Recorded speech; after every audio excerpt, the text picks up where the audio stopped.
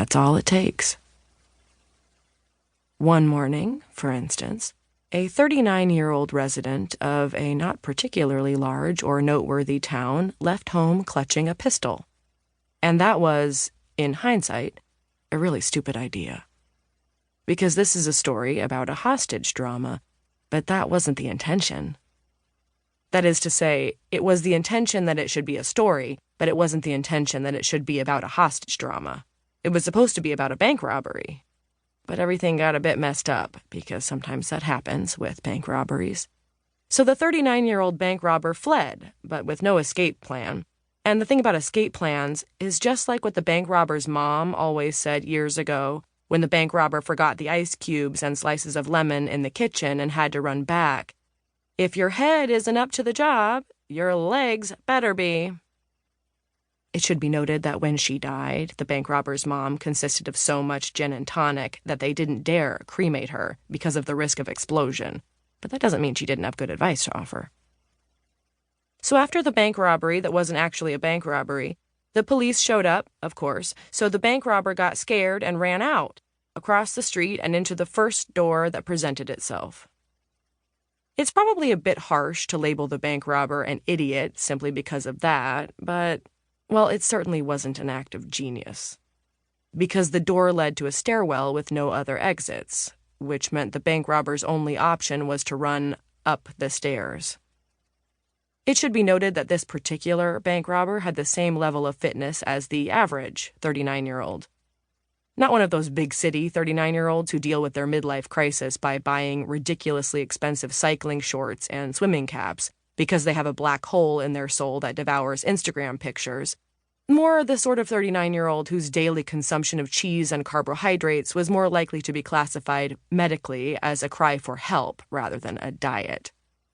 So by the time the bank robber reached the top floor, all sorts of glands had opened up, causing breathing that sounded like something you usually associate with the sort of secret societies that demand a password through a hatch in the door before they let you in.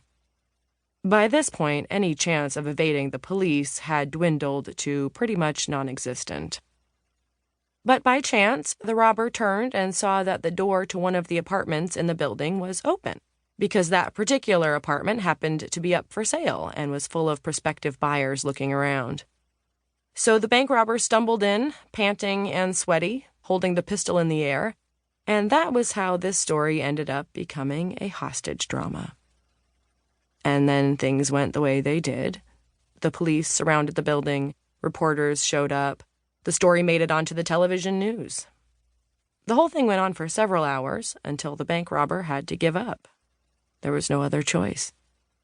So all 8 people who had been held hostage, 7 prospective buyers and 1 real estate agent, were released. A couple of minutes later, the police stormed the apartment. But by then, it was empty. No one knew where the bank robber had gone. That's really all you need to know at this point. Now the story can begin.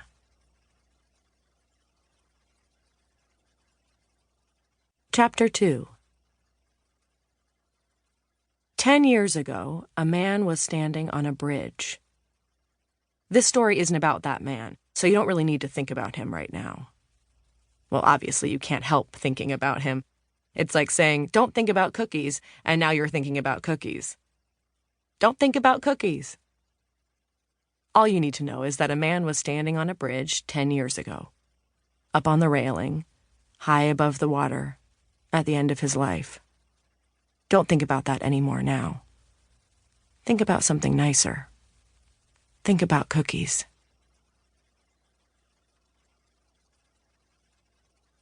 Chapter 3. It's the day before New Year's Eve in a not particularly large town. A police officer and a real estate agent are sitting in an interview room in the police station. The policeman looks barely 20, but is probably older, and the real estate agent looks more than 40, but is probably younger. The police officer's uniform is too small, the real estate agent's jacket slightly too large. The real estate agent looks like she'd rather be somewhere else, and after the past 15 minutes of conversation, the policeman looks like he wishes the real estate agent were somewhere else too.